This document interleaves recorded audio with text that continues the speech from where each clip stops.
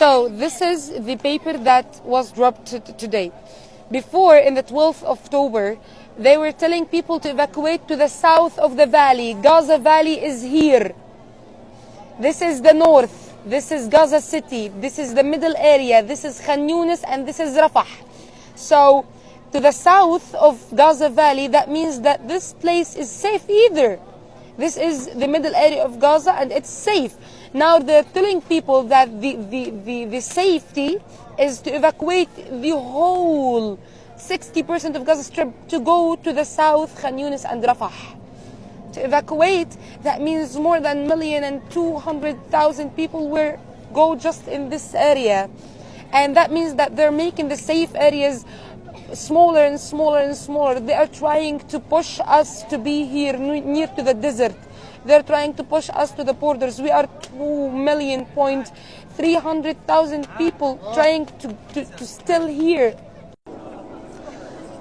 So people are celebrating 100 humanitarian air truck. 100 humanitarian air truck will enter Gaza. No, they're not entering Gaza. They're not reaching the hospitals. They are to the south of Gaza. We're in the north. More than 1 million people are in the north and 1 million people are in the south. So these 100 humanitarian air trucks are not enough, do not contain fuel, and are not going to the north. We're in the north. We need fuel. We need medical supplies. We need food. We need anything. We cannot get anything. The media needs to talk about this. People need to talk about this. We're hungry. We used to eat once a day. Now even this time we cannot afford it. We cannot have it. There is no value for our existence, for our money. There is no product to buy. There is nothing. There is nothing. Million people are striving. People are dying because of hunger. People are dying because there is no clean water. Hey everyone, this is Bissam from Gaza. I'm still alive. Today is the day 30 of the war in Gaza and this might be the last update that I can give to you. I'm not sure I will survive until tomorrow in these conditions. I will give you an update for the past 2 days and this night, the last night. What happened is that the Israeli army start targeting any way to survive. They are targeting any way to generate electricity. The Israeli army targeted the whole solar cells in the whole Gaza city, over buildings, over bakeries, and anywhere that contains solar cells, it was bombed. The Israeli army bombed the major petroleum and water tanks in the Gaza city also, and the wheat stocks.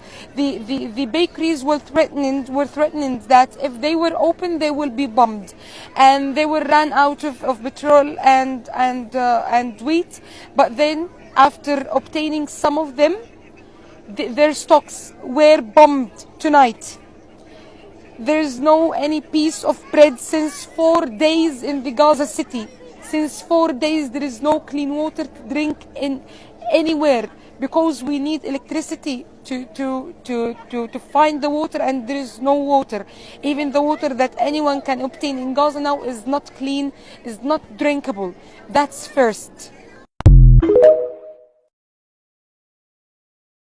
This young Palestinian man posted a message to the world saying that Palestinians in Gaza are suffocating. Not only that, but he says, please don't ask us if we're doing well or not. Listen to what he has to say. يا رجال أنا مخنوق سامحوني يعني عشان بس أعرف أحكي خلوني أفضفض لكم باشا. تسألوش أي حد من غزة مواطن من غزة أنت بخير ولا أنا مش بخير. إيش بدكم من أب حامل ابنه أشلاء وبيجري فيه هذا يكون بخير ولا مش بخير. أنا بكون ماشي بالشارع وسامع صوت الناس تحت الأمطار طلعونا. طبعا أنا عاجز مش قادر أعمل إشي. أشوف الناس مرمية على الأرض أشلاء مش قادر أعمل إشي، مش قادر أسوي إشي. غزة هذه مش غزة، هذه صارت مدينة أشلاء. الناس مرمية على الأرض أشلاء، مجازر، إبادات. أنت من بعيد بتتفرج على فيديوهات لقطاع غزة وبتتأذى كيف اللي بتصير معهم هاي الصورة. خنقنا، صار النفس اللي بيطلع منا وسخ. حسبنا الله ونعم الوكيل. Hello. I don't know who I am calling upon, but I still have some faith. My parents, along with dozens of people, if not hundreds, are locked inside a hospital. They went there to take shelter. And this hospital is located in Al-Nasr Street. It is a whole block full of hospitals, and there is people taking shelter inside these hospitals. Al-Rantisi Hospital, Al-Nasr Hospital, the Eye Hospital. It is filled with women, elderlies, and children. And now they have no food, no water, and the Israeli tanks are actually on the front gate of these hospitals. We've called on the RCRC, we've called on the UN, we've called the ambulances. No one would go there. So who has a humanitarian power in Gaza? This is a call to all journalists around the world.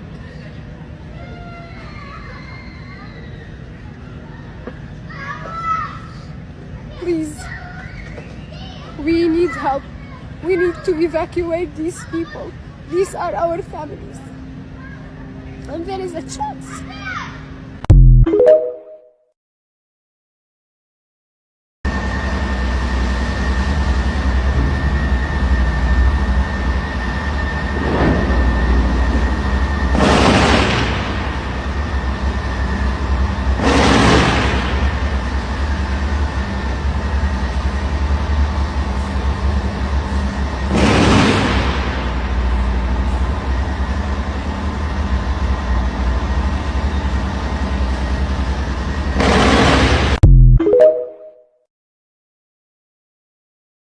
لغاية قريب دولة، بعدين من دولة ركبنا كارة عشان تنزلنا عند الدوار الكويتي هذا، عند الدبابة، قريب الدبابة بس. وهنا ضلينا واقفين وخلاص. اللي هو ايش ناس كل غزة، ما ضلش حد في غزة خلاص، كل غزة طلعوا، كل الشفا فضيت، الناس فضيوا كلهم طلعوا، ما ضلش حد موجود في غزة خلص. اللي ضايلين يعني حيطلعوا، مش ضايل حد. رافعين ايديهم ورافعين الهوية. رفعنا الهويات وصرنا نمشي، معيش الهوية معي الجواز، رفعت الجواز صرت امشي فيه. واحنا ماشيين لو فجأة وقفوا، ضلينا واقفين يمكن بيجي نص ساعة هيك بس واقفين قاعدين بجرفوا ولا مش عارفة ايش قاعدين بيعملوا بالدبابات رايحين جايين قدامنا. خلصوا قالوا يلا امشوا، صرنا نمشي وايش كلهم مرصوصين بالقناصات والدبابة جنبهم وقاعدين وبيتفرجوا علينا، بيتفرجوا على الذل اللي احنا فيه. وماشيين واحنا ماشيين بقول هذاك تعال، جابوا اخذوه هو والولد اللي معه، اقعد. بقول انا بحب الشقر خليه يجيني ابنك. قدم ابنه شويه شوي، لو ابنه رجع صار يعيط وحضنه صاروا يضحكوا الكلاب. وضلينا ماشيين. طبعا ممنوع تلفي يمين وشمال، انت بتضلي ماشيه على طول بتطلعي قدامي. وانا ماشيه انا سمعاه بحكي له دكتور تعال، مش عارفه انا مع مين نادى ولا مين اخذ ولا ايش صار في الولد الاول ولا في الزلمه ولا عارفه ايش حد. Since the beginning of the aggression, my cousin has been doing bracelets for everyone. She's afraid that someone will get killed from the family and no one will know his or her name. So I got her this today because there are no letters left and she wants to do more bracelets and more names. So I got her this. هرجيكم ايش جبت لكم. شوفوا ايش لقيت عشان تكملوا تعملوا اسامي. هلا اول اسم بدي اياه اسمي. اوكي عارفه مالك انت وجوجو طنطرة انا كمان. اوكي انا رجعت ورينا وبراءة عملوا لي اشوف. واو كتير حلوة، شكرا كتير. I don't think people know what settler colonialism looks like. Let me show you. This is a picture of Hebron, Palestine, or Khalil, Palestine. This was once the center of a thriving city. You can see here there's a fence that extends all the way through. Settlers have come in, taken over the tops of Palestinian businesses, homes, and buildings, put up this fence, throw trash, hot water, and sewage on top of Palestinians trying to access and live their daily lives. This is state sanctioned. Let me show you. What do I mean by state sanctioned? The IDF literally sits on tops of these buildings and protects these settlers.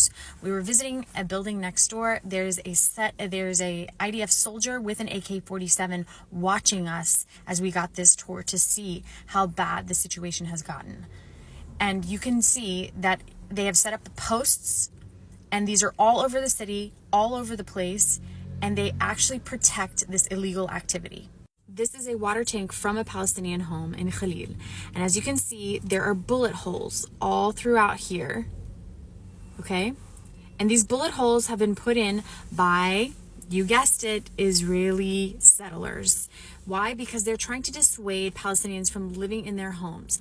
And if they can shoot out their water supply, if they can make their lives so miserable, then they will, presumably, they're assuming that Palestinians would leave. This is a cemetery, a Palestinian cemetery. And as you can see, there's a fence that they've built all around it, a wall. You see?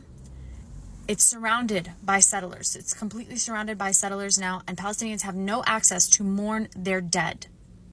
This wonderful Palestinian family welcomed us into their home so that we could see firsthand. This is from the inside of their stairwell, what it looks like. When going up the steps, this is what it looks like. What was once a beautiful courtyard with the sky and sun shining in is now obstructed by a fence, barbed wire, and trash. And this is just a daily occurrence, going through checkpoint after checkpoint after checkpoint just to move around. This is the checkpoint that you have to go through in order to go into a mosque, Masjid al-Ibrahimi in Khalil. So this is what we're up against. We are up against a colonial power that is actually not only taking over Palestinian homes, they've taken over our land. They've built massive settlements with hundreds of thousands of settlers, illegal settlers on these settlements, on top of Palestinian lands and homes. Palestinians still own the deeds to these lands. They still own the keys to the homes that were once there. This is what we're talking about. It's Palestinians trying to live their day-to-day lives against a nuclear power and the world. We cannot access water. We're not allowed to collect rainwater. We're not allowed to move from city to city. We're not allowed to eat. Like, our crops are sprayed with pesticides on the daily to prevent us from even harvesting our own food, accessing our own land. This is what we're up against. Please, please contact your representative. Call whoever you need to call. Protest. Do what you need to do, but we cannot stay silent. Do not stay silent in the face of the genocide of the people in Gaza. On Wednesday alone, more than 50,000 Palestinians were forced to evacuate their homes in northern Gaza by foot. 50,000 people, y'all, in a single day, walking miles just to find safety. And this was after Israel had announced that they're strengthening their control over Gaza City. So a lot of the people that were fleeing were from that region. Entire family units walking for miles under the sun. Children, the elderly, disabled, 90-year-old woman walking miles. Mind you, this is the second time she's been displaced by Israel. First time being in 1948 during the Nakba. She is literally older than the settler colony of Israel. This woman had her legs amputated on Tuesday and then was forced to leave a Shifa hospital in Gaza on Wednesday, the next day. Disabled individuals, people in wheelchairs, people who need crutches, all forced to leave. Children, little kids, parents who don't all have the equipment to casually move their entire family across the land. When they end up passing by Israeli occupation forces, they're having to put their hands up and wave white flags to signal that they're just trying to pass and find safety. And despite Israel claiming that this is a safe route, per Israeli tradition, they still ended up bombing the people along the path. Hospitals along the safe route have reported seeing an uptick in injured Palestinian patients who were bombed by Israel while walking in this mass exodus. Here are Palestinians attempting to leave a hospital with their hands up, with white flags waved, and as they're leaving, Israeli occupation forces began shooting at them. At this point, more than 70% of Gaza's population has been forcibly displaced. 1.5 million people forced to flee from Israeli attacks. And keep in mind that Gaza Strip is tiny.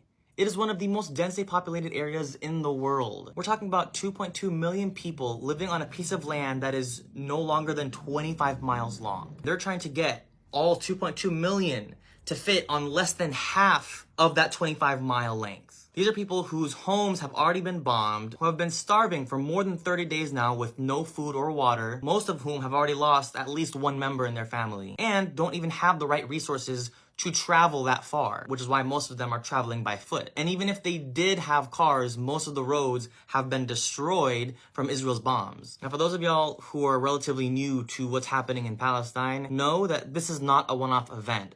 The idea of Palestinians being forcibly displaced by Israel has continuously been going on since 1948, from then until now in 2023. When Israel was created using the Palestinian land, more than 750,000 Palestinians were forced to leave their land. In 1967, when Israel took control over the West Bank and Gaza, another 300,000 Palestinians were displaced. And now we have, in 2023, 1.5 million displaced again. This is not about a war with Hamas or a war on terrorism. This is the continuous ethnic cleansing of Palestinians, the indigenous people of the land, all to maintain the settler colonial project that is known as Israel, whose leadership has stated time and time again that their goal is to clean out all Palestinians from the land and establish a Jewish-only country. So keep that in mind. What's happening right now in Gaza is a sliver of the big picture. The big picture being ethnically cleansing all the Palestinians.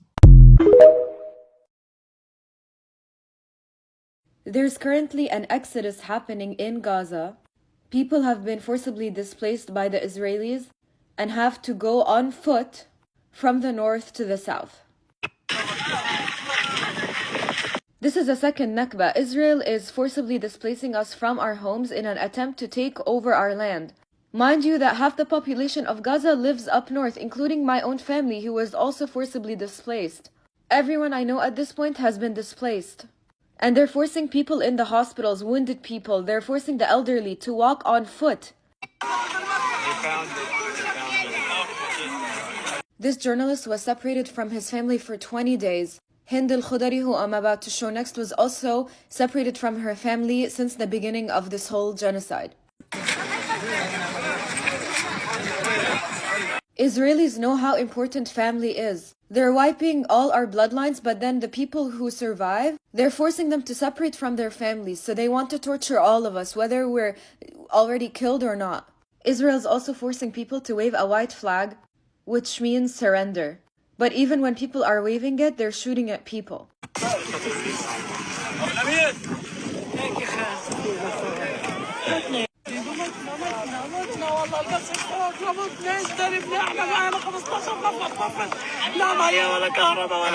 There's so many wounded people and elderly people who need wheelchairs, who need to be dragged on foot. Some of them can't even find a wheelchair.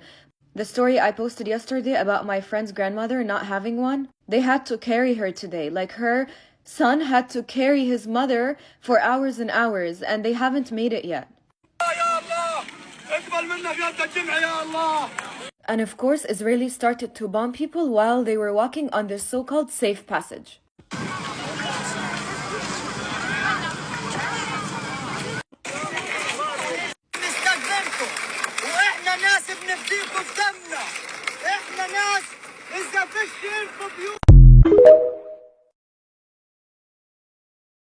We have an update on the boycott.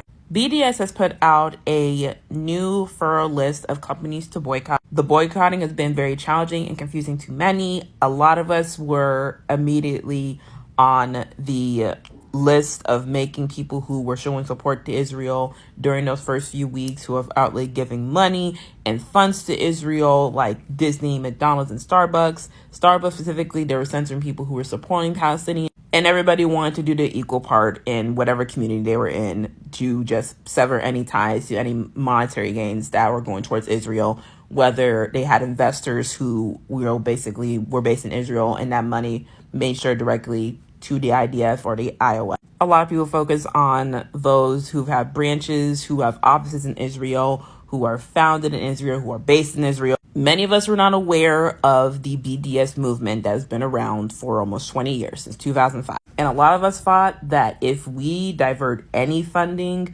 of monetary gains towards Israel, that we were going to do something. But as we made the list, a lot of it just became okay, this may not be the full impact that we think it is. Now, I cannot tell somebody how to individually, boycott, who they want to support versus who they don't want to. That's an individual. But it's uber important for us to focus on the BDS movement and who they say to boycott. They also made a specific list on how to boycott, who should boycott. So this is the official list of companies to boycott. They already divided them into different sections. Now, consumer boycotts target a complete boycott of brands carefully selected due to their proven record of complicity in Israel's apartheid. These are the targets of consumer boycotts, Puma being a big one. I know everybody's happy about the Rihanna shoes. We're not buying them. If you already bought them, it's okay. You can keep them. Just don't buy any more. HP is another one. I know Christmas is coming up. Do not get any of their products. Same with SodaStream, Siemens, Remax, Avada, Careflower, AXA. Also boycott any goods made in Israel. Now, the second one is divestment boycotts. This is pressuring governments, institutions, and investment funds. This is strictly a corporation boycott. These are the lists right here: CAT, Chevron, Barclays, Volvo, LB Systems, all them. We then have the pressure targets. These are non-boycotts, but these are actively calling for pressure campaigns against these brands and services due to their complacency in the apartheid. They haven't called on a full boycott yet. They ask instead to call on supporters and institutions to mount other forms of pressure on them until they end their complacency in Israel's apartheid. Now, these are the non-pressure targets: Google, Amazon, Airbnb, Booking.com, Disney, Expedia. They're not telling you to stop using them, but they're asking you to apply pressure to these companies to stop in their complacency with Israel's apartheid on Palestine. Now, the fourth one that's really important and ties into what we, originally started: organic boycott targets. They did not initiate it, but they support them due to their, involvement in support of the genocide happening in Palestine. A lot of them are a lot of restaurants: Domino's, Papa John's, Pizza Hut, McDonald's, Burger King, Wix. They have been providing food to the IOF soldiers. Now, I know a lot of people are going to be asking, well, what about Starbucks? BDS has said that they do support us boycotting Starbucks. Also, Starbucks has been needing a boycott because of how they treat their labor union workers, and there's already a protest set for Red Cup Day. Again, context sensitivity is a key principle of this movement. There is a limited human capacity when regards to boycotting and achieving meaningful impact. So going forward, when it comes to boycotting, focus on the list given by BDS. TikTok is cracking down on pro-Palestinian content again, including any and all objective news coming out of Gaza. I've had 2 duets taken down because the quote-unquote original video violated community guidelines, even though the original videos were merely stating news coming out of Gaza. So apparently that's against community guidelines. So I'm going to tell you exactly what was in those duets. The first duet was about that happened yesterday. Not happened. Israel, the entrance to Al-Shifa Hospital, claiming that ambulances in front of the hospital contained Hamas militants. They publicly went on news to say that those ambulances that they intentionally targeted, they took credit for the targeting of, contained Hamas militants. All the videos, however, coming out of that, I'm trying to choose my words wisely here, there were no militants inside. Instead, it was hundreds of and injured innocent Palestinian civilians, men, women, children. It was the most horrific video. Out of all the videos that I've seen come out of this conflict, most of them were under rubble, if you understand. So there was dust covering the scene. There was no dust in the scene. All of it was out in the open. You could clearly see the injuries and they took credit for it. Israel took credit for it. Said, yeah, we bombed those ambulances. We bombed the hospital. What are you going to do about it? However, Israel's PR is weakening even more because that and others like it have caused the world to start to question, including the pro-Israel world. Many of the news stations that are originally pro-Israel, I'm saying, are questioning whether Israel is actually in the right here. Finally, fucking hell. And they're saying that maybe we're on the wrong side here. No fucking shit, Sherlock. So as a result, the Jerusalem Post released an article. This was another duet that was taken down, stating that all of the fucking journalists, all of them, Plestia, Bisan, Motaz, all of these journalists around Al-Shifa Hospital in Gaza, all of them are quote unquote the voice of Hamas. They said that they work for Hamas. The Jerusalem Post said that they work for Hamas and that we hope to expose all of their names in the coming weeks. They are intentionally slandering and spreading lies about these Palestinian journalists, exposing what is happening on the ground so that they can set the ground for their targeted in the coming weeks. Israel has been actively journalists. I think they've killed 47 so far. And they want to kill all of them. They want to end all of them. And they're trying to set the stage for that. Say, actually, like, it was good that we're targeting these journalists because they weren't journalists. They were the voice of Hamas.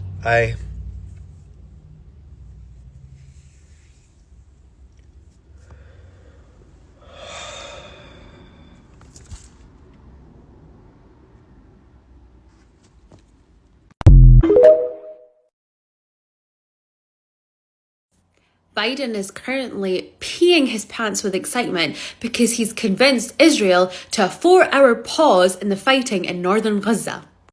So Israel have said absolutely no to a ceasefire, but we will give you a handout of daily 4-hour pauses in fighting, but just in northern Gaza to allow people to flee hostilities. The White House also made it clear that there would be no ceasefire between Israel and Hamas, saying it would help the Palestinian group legitimize what they did. And we are simply not going to stand for that. These pauses will allow for potential release of captives that Hamas is currently holding, and for medicine and food to get in, and for those living inside Gaza who've got dual nationality to get out. These 4-hour pauses are a way to get the international community and the pressure off of Israel for a ceasefire because they're absolutely not giving into that. These 4-hour pauses will do nothing. Where are people going to flee to? To the south? They don't even have vehicles to make it down to the south from the north in that amount of time. And even if they did get to the south, they will be bombed anyway. This isn't progress, this is deflection. I just want to come on here and give everybody a quick update on everything that's happening in the West Bank. The genocide of Palestinians happening in Gaza has deeply affected Palestinians that are living in the West Bank. Thousands and thousands of Palestinians have lost their livelihood and jobs, which has caused economic catastrophe. On top of that, the IOF, the Israeli apartheid state, has begun special operations and have been carrying them out throughout cities in the West Bank. They have killed hundreds and hundreds of Palestinians.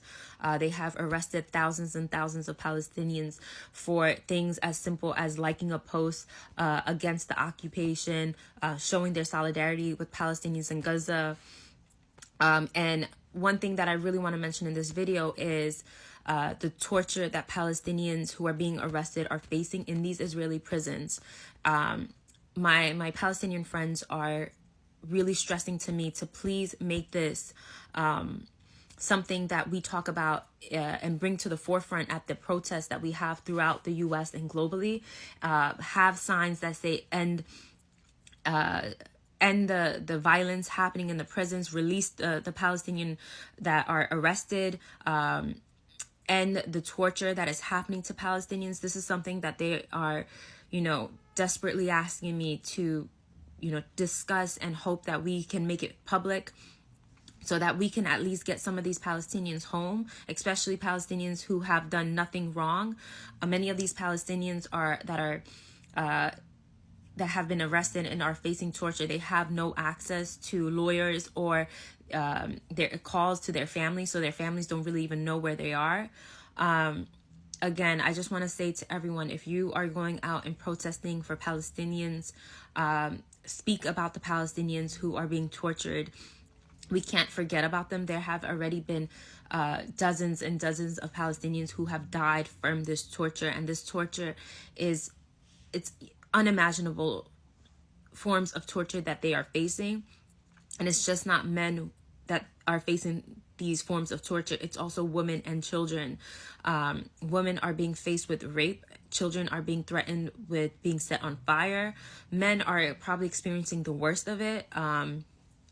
I've seen videos of Palestinians who talked about this, and it's just heartbreaking. So this is just my message to everyone who is talking about, you know, Palestinians and what's happening. Please try to discuss the Palestinians that are experiencing this torture. And if you are going out and protesting, please make sure you're boosting about the torture and the violence that Palestinians in the West Bank are also facing.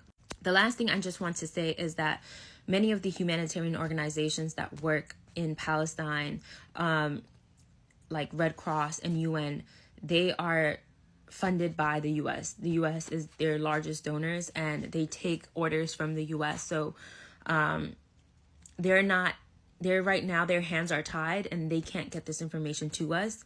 They're doing everything that they can, but again, the US and Israel is silencing many of these organizations, and I just want to make everybody aware of this.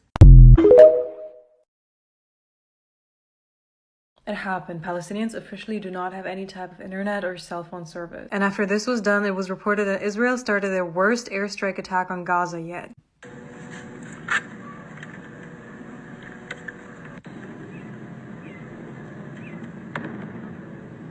If you look at the different videos that we're taking at the border, you can see that explosives are being dropped in like 10 to 20 second intervals. And I actually want you to sit there for a second and think about how much that is. Count in your head. And every time you reach, 10, 20, 30, imagine something like this being dropped onto you. And imagine feeling like this is never ending, because for a lot of Palestinians, it is never ending right now. And by the way, this attack is happening in the north and the south. Palestinians do not have anywhere to escape. And the craziest part is Israelis and the government will still say this is all under the guise of, fighting Hamas and protecting innocent lives and people. I'm going to show you the video and I want you to tell me if they look protected to you. And before I show you, I have to say that this is all for educational purposes.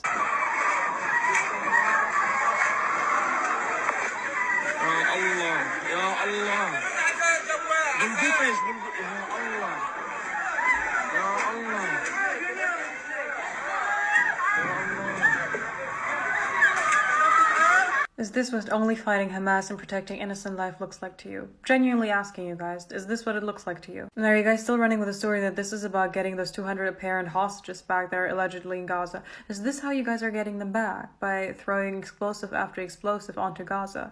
Is this you protecting and saving them? And did the poor soldiers attacking the West Bank and Jerusalem just get lost in their way because, Hamas isn't there, so what are they doing there? Also, the regime is now saying that Hamas's headquarters are in the Al-Shifa hospital in Gaza, which is, by the way, one of the last somewhat functioning hospitals right now, and one of the places where thousands upon thousands of scared Palestinians are hiding. But hey, by saying that Hamas is apparently there, they can destroy it completely now without having to face any type of repercussions, because they're just defending themselves once again. Am I right? No electricity, no clean water, no internet, no phone service, no medical supplies. These people are suffering. I had to see a video of a little boy being given mild sedatives, being fully awake while getting an amputation. But hey, Western leaders are saying Israel is doing whatever they can to protect innocent lives and civilians in Palestine, right? Since cell phones don't work, there's only one way for people to communicate right now, and that is through the mosque speakers.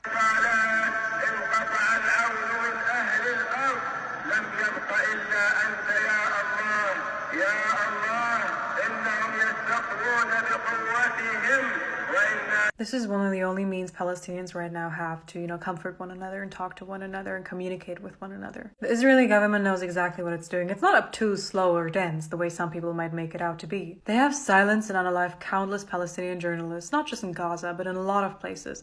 They are literally threatening people who are talking about this internationally and are showing this footage. So they have decided to attack the source, because if people cannot film, share, and, release these videos, nobody on the outside will know what exactly is happening in Palestine, and that is their goal. Israel has been committing countless war crimes for the last 75 years. Countless, literally. And the West is ignoring it once again. The West is also ignoring what is going on right now once again. They're backing up whatever the Israeli government is doing, and they're even, helping to spread the misinformation that the Israeli government is making up. This is what you see right now when you're trying to get a train ticket in most German cities right now. Side by side with Israel, forever and ever, right? Is this what you back up, Germany? Is this what you stand behind? Is this what you enjoy and what you celebrate? Interesting to see that the German government is continuing on the trend of never being on the right side of history. It's, an obsession at this point. And according to the German government and a lot of other Western governments, everybody speaking out against Israel is simply just anti-Semitic. I wonder what they would say to these people.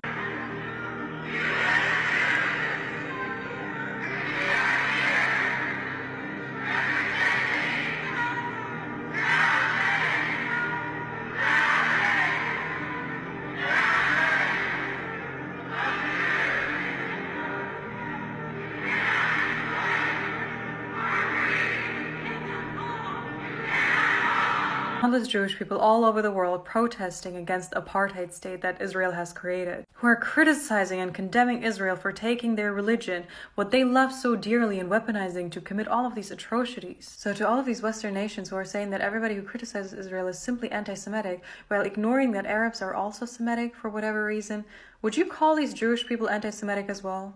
And what about Jewish Palestinians? I mean, I know you guys love to spread the misinformation that I guess Palestinian is a religion now. Everybody's Muslim, but they're Christian Palestinians, they're Jewish Palestinians, they're atheist Palestinians. So what are these people? The Israeli government might have tried to silence us by taking away another thing from Palestinians, but they will soon realize that this is not going to be possible. We're still going to talk about this, we're still going to report on this, and we're still going to get our information one way or another. And for this video to stay up, I have to end it the way I started it. This is for purely educational reasons.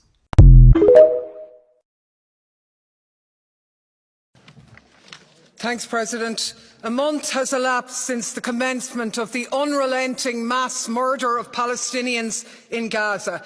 It's not a spiral of violence, Frau von der Leyen. It's genocide, openly declared and carried out by the apartheid state of Israel. Starvation, bombing hospitals, ambulances, journalists, humanitarian routes. 10,000 dead, 1 in 200 Gazans killed. A Palestinian child slaughtered every 10 minutes for a month. And Frau von der Leyen's answer to this graveyard for children is to tell Israel to avoid civilians. Be as targeted as you can. Well, that displays some neck. You can't even call for it to stop. You can't even call for a ceasefire. Well, of course you can't, because these crimes against humanity are being carried out with your weapons in your name when you stood with Israel a month ago and you said you'd stand with them now and in the days to come. So don't come in here trying to wipe the blood off with belated concern. It's not just Israel's genocide, it's yours, and The Hague isn't good enough for you. Next speaker. Yo, I killed a child today. But it didn't affect my smile today. Yeah, okay, you might feel some time away, but he died like 6,000 miles away. Honestly, that's too far to hear his bye-bye pray or feel the buildings crumble on his mother. He did nothing. He wasn't a soldier. I was told his family ain't militant. Still, I snatched all his...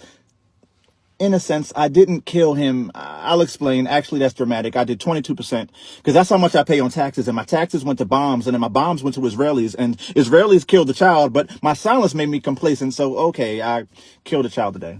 Fractional if you want to be factional. But when we die, they don't help us. I guess my actual compassion is transactional. Civil just means citizen. So this is a civil rights issue, but you don't care about that, do you? Unless it's just you've been through. I killed a child today. And I'm starting to feel remorse because I don't even know his name. But you killed one too. Do you know yours? In 2001, we watched in horror as the United States convinced many Westerners that everyone in the Middle East was a terrorist. What ensued was a horrific mass murdering and destructive campaign that killed millions and caused indescribable destruction and suffering. Though they have more blood on their hands than any prisoner on earth, and though they lied relentlessly to manufacture consent, the war's architects were not punished, and many of them went on to positions of power and influence. Joe Biden, who championed the unprovoked devastation of my country, Iraq, was elected president of the United States. Unsurprisingly, he's once again telling lies to placate the masses as the United States funds a genocidal war on 2.3 million people using almost identical propaganda. But this time it's even more ridiculous, trying to make out like Palestinians in Gaza are somehow the aggressors when Zionist terrorists push them off their lands and imprison them in a concentration camp. For 16 years, Israel has tortured Gaza, destroying their ability to sustain themselves in every way, from bombing their water infrastructure to preventing them from fishing in their own ocean. Even before Israel did the barbaric act of cutting off all food, water, and power to Gaza, they were already drip-feeding their prisoners less food and water than is recommended, and giving them 4 hours of electricity a day. They've been torturing Palestinians for a long time. So why are so many people still falling for it? Even as Israeli and US officials openly call for the massacre of Palestinians. even as 3,000 children are murdered and half of Gaza's homes are turned to rubble. The answer lies in hundreds of years of white supremacist colonial witchcraft, which has cast indigenous people as inferior and therefore in need of domination. So inferior, in fact, that colonizers argue their God wants them to murder and pillage these people. These narratives haven't changed much at all, with Israeli officials calling Palestinians animals and saying they're fulfilling God's prophecy by slaughtering thousands. They're also relying on a specific brand of racism called Orientalism. This term was coined by Edward Said, who showed how since the 1700s, journalists, fiction writers, and scholars painted our people as stagnant, inferior, and degenerate in order to justify their crimes against us. And for 75 years, Israel has helped perpetuate this negative view of Arabs so the world doesn't question why it continues to abuse them. No doubt, both helping to enable the West's war of terror, but also benefiting from the re-establishment of Arab inferiority that occurred during that time. And now they're explicitly arguing that if the US was allowed to kill millions of people back then for its aspirations, they should be able to as well. In this way, every war justifies another war. But this one is a little harder to sell. The majority of the world is awake to what Israel has done to Palestinians for over 75 years, and the rest are quickly catching on. Meanwhile, all of us are getting live coverage of Israel's unspeakably cruel, genocidal campaign that is quickly turning Gaza into a graveyard. Soon the people will come to recognize that the so-called rules-based order is one of terror, bloodshed, and tyranny for anyone that gets in the way of the empire.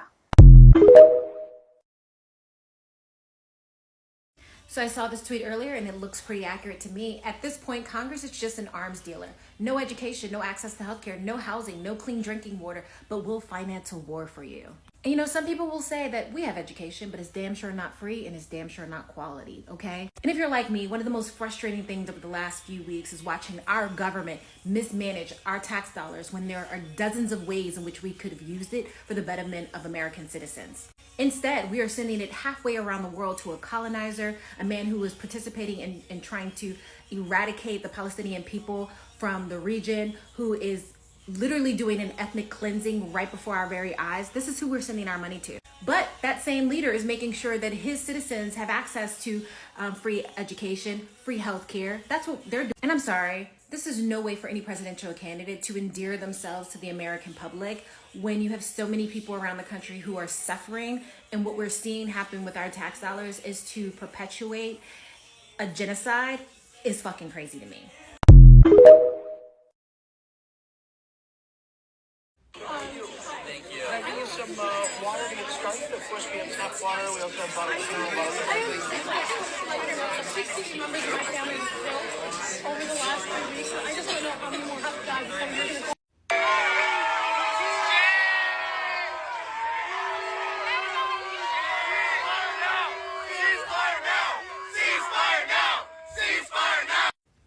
So that was Elizabeth Warren.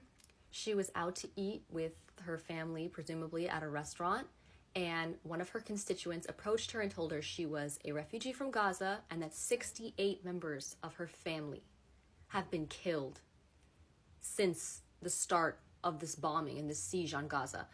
And she proceeded to tell this woman that she is having dinner and insinuated that that's supposed to be respected, as though she is not a member of Congress who is actively ignoring her constituents' demands for a ceasefire. Whilst this woman has lost 68 members of her family, Elizabeth Warren believes that it is her privilege and her right to be out in public and be left alone and not be harassed. And in the second clip, you saw people obviously did not agree with that sentiment, and she continued to have her dinner. And she had a nice evening until she went outside and her constituents caught up with her and they shamed her and they demanded a ceasefire. This is the only way forward. Our representatives are not listening to us, and it is very clear to me at this point that there is no other choice but to make their lives a little bit stressful. They should not be allowed to go out in public without people non-violently approaching them and saying, that we demand a ceasefire. They should be yelled at. They should be harassed. People should be getting angry with them. And their demands for respect of their privacy or respect to walking around in public without being approached is a non-factor at this point. It's actually the most audacious thing that I can even barely wrap my mind around at this point.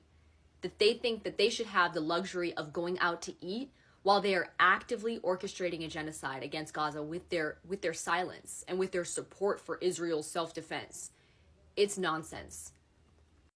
What are the chances of the Gaza ceasefire? That was our president, without any regard whatsoever for 10,000 plus lives lost. We are now on track to 11,000. Over 4,000 of them are children, almost 5, saying there is no possibility for a ceasefire. He said it as though he doesn't have any care in the world what we think. As though it is just his decision and his decision alone. Almost like he's a dictator or something. Almost like he doesn't answer to the people. We are at a very crucial juncture where if we as a collective, as an American people, don't take back some of our power from these corporate funded puppets, we are in store for something very, very scary. It's already scary. But this is a level of gall that I really didn't expect. He has absolutely no care in the world for all of the public pressure that we have been mounting in this country and across the globe. He doesn't care. And the only way to get them to care is to keep coming at them, maintain the consistency and the pressure in any and every way that we can, non-violently, but any and every way that we can non-violently. Because it is very obvious that these people don't have a conscience, they don't have a soul, and they don't have any human decency whatsoever. So it is up to us to quite literally force their hand. That's the only choice that we have. How dare you justify the murder of 20,000 people by saying it's self-defense, but then label the resistance of that genocide as terrorism? How dare you try and tell the victims of genocide how to resist? How dare you sit live on national TV wearing a poppy mourning the death of about 18 million people that were murdered during World War I and World War II, but sit there and justify the need to not call for a ceasefire in Palestine? How dare you report the false beheading of 40 babies but are unmoved? Not a word leaves your mouth over 5,000 children that have been slaughtered. For real. How dare you sit there and label pro-Palestinian protests as hate marches when they are asking you to stop killing babies? How dare you even try to suggest that the number of casualties and the number of fatalities coming out of this situation are being falsely reported when we have people risking their lives, 21-year-olds, 24-year-olds, children no older than me who are risking their lives, unable to shower, eat, drink, dying on the streets, and you want to tell me that everything they are documenting is propaganda and false?